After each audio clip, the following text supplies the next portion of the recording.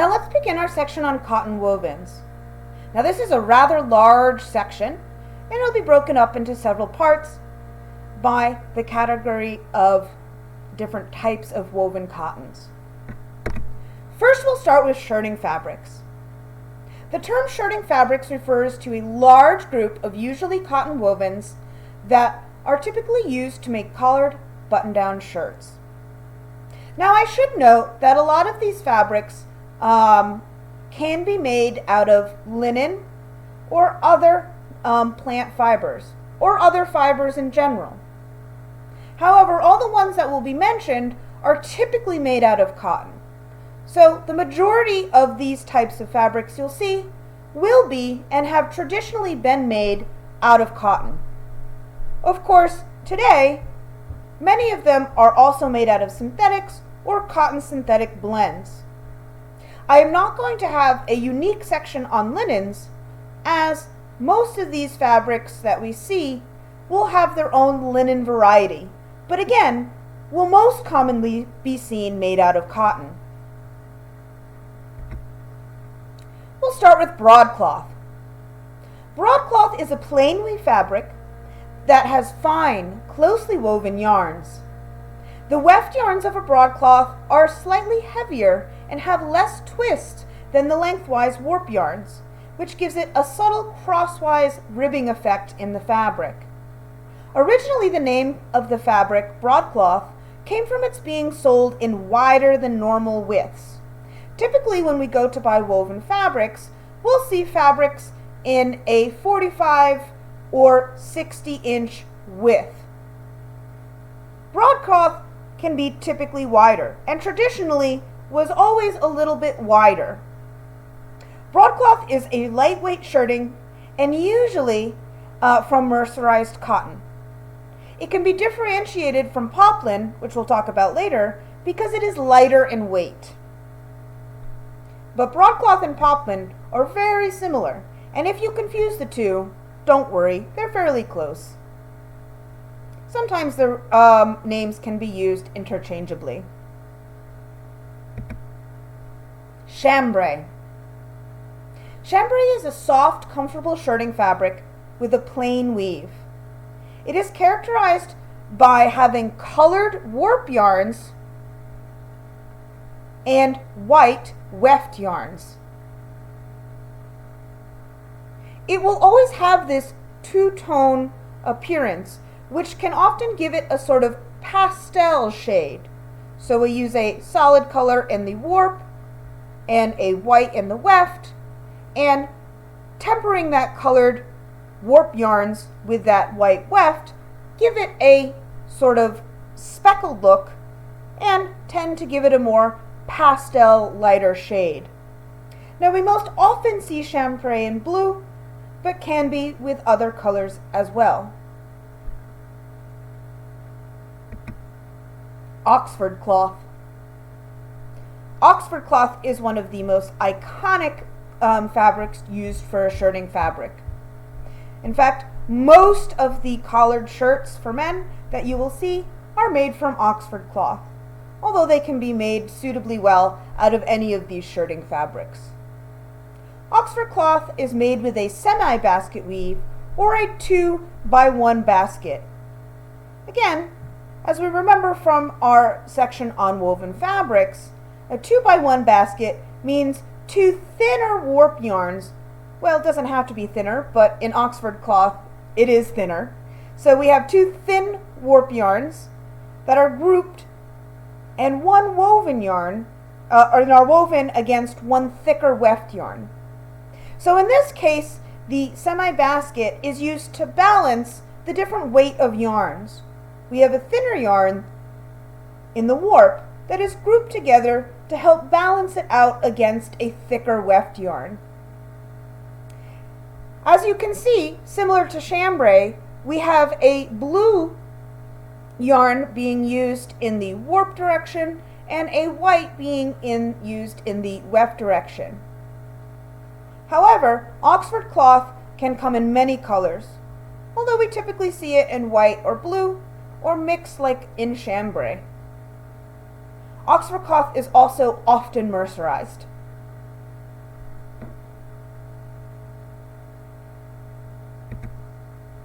Here we are, poplin, our look-alike to broadcloth.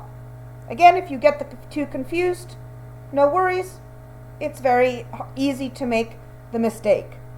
It's very similar to broadcloth and has the same construction of being made with a plain weave with a slightly heavier weft yarn, creating a subtle crosswise ribbing, just like in broadcloth. However, poplin is from a slightly heavier weight fabric. So if it's quite lightweight, it's probably broadcloth. If it's a little heavy, and again, it's not a heavyweight fabric, it's just a little heavier. Shirtings will never be heavy in weight relative to a lot of the other fabrics that we'll be talking to. But among the family of shirting fabrics, poplin will be a bit heavier. It'll be what we would call, across the whole spectrum, more of a medium weight. It can come in many weights, but again, you'll never see it very thick or very heavy. Medium weight poplins can be used to make shirts, and heavier weights can be used to make outerwear. And poplin too can go outside the realm of just shirting fabrics and is often used to make skirts or dresses and other items that would be suitable. Poplin is one of the most common plain weaves available. It comes in many colors, can be printed, and is often mercerized to add subtle shine.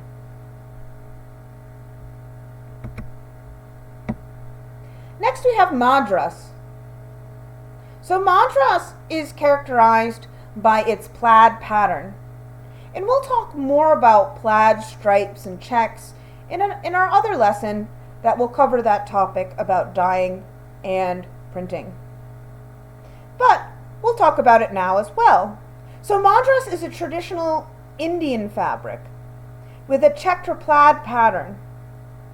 True madras is woven with a plain weave and with cotton yarns that have been dyed using vegetable dyes.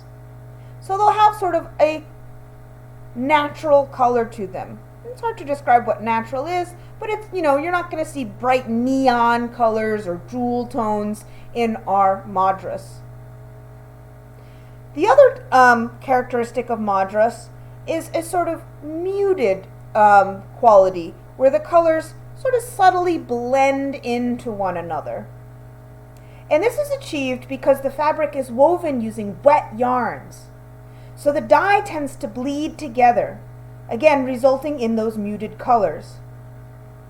Today, chemical dyes are used to make most madras, but you can still find madras made and dyed in the traditional manner using vegetable dyes.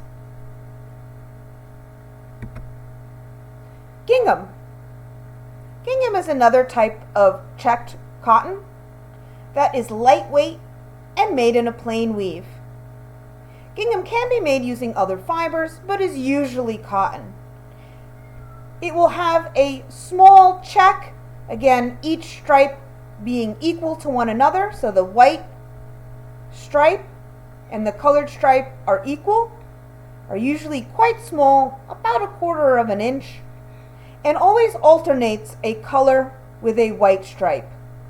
Typically the color is a sort of light pastel color, but brighter colors and darker colors can also be used.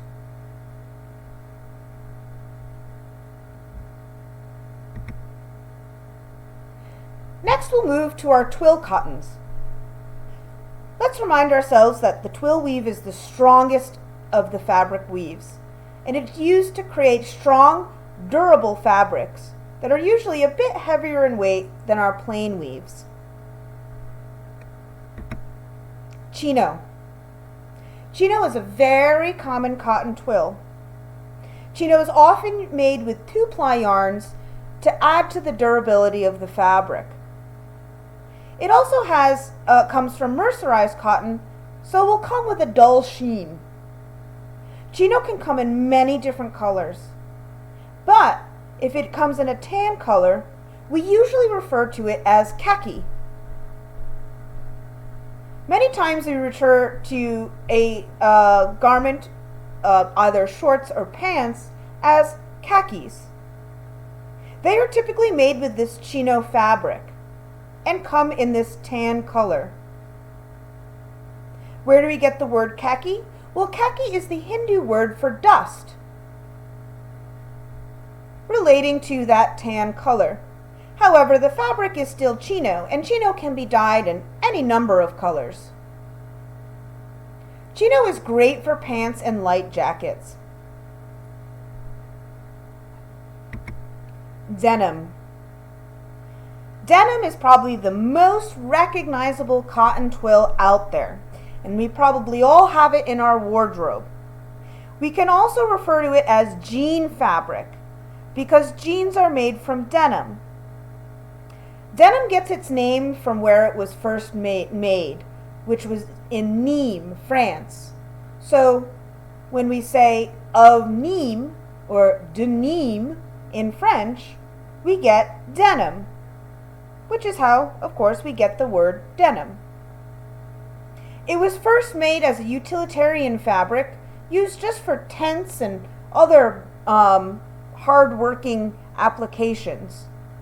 However, it was first introduced into clothing by Levi Strauss in the 1800s when he made the first pair of jeans. Jeans were marketed as an incredibly strong, durable garment that could hold up to any number of work uses. They were originally made for miners, as they were incredibly strong, but then translated well to the American cowboy, who needed a strong pair of pants to hold up against the wear and tear of rubbing against a saddle all day. It bled into American culture, and now is one of the staples of every wardrobe in America, as well as in the Western world. The iconic look of the jean has not changed much from the first pair of jeans made by Levi Strauss, and in fact are still made quite in the same way, although probably not quite as strong. To highlight the strength of not only the denim fabric, but the construction of the jean pant as well, Levi Strauss would tie each leg of a pair of jeans to a separate horse and have them go in a different direction. The jeans would not rip apart. It was an early marketing gimmick, but can still be seen in the logo for Levi Strauss today.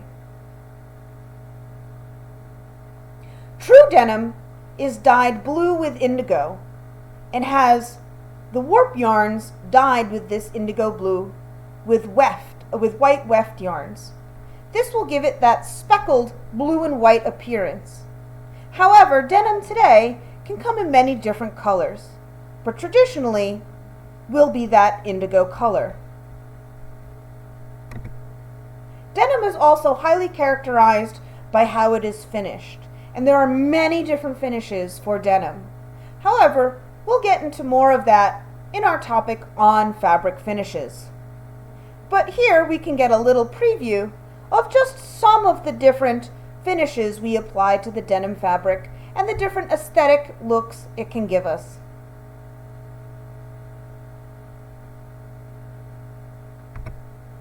Next we have drill. Drill is very similar to chino, but it's denser and heavier weight. It is used to make durable clothing such as uniforms and work clothes. It will have a very heavy and distinguishable twill line to it. And again, may just look like a simply heavier weight version of chino. But if we look closely, the twill ribbings will be thicker, the fabric is heavier overall, and typically a lot denser than our chino. But again, if you confuse your chino with your drill, you know, it's happened. Try to compare if you can find two swatches of two similar fabrics, like we were talking about poplin and broadcloth. Try to notice the differences. Fabrics are most easily told apart when you can see the two different types against each other. The twill line here is going to be a bit thicker than in chino, and it will be denser and heavier, as mentioned. Next, we'll get into sheer cottons in the next section of our lessons.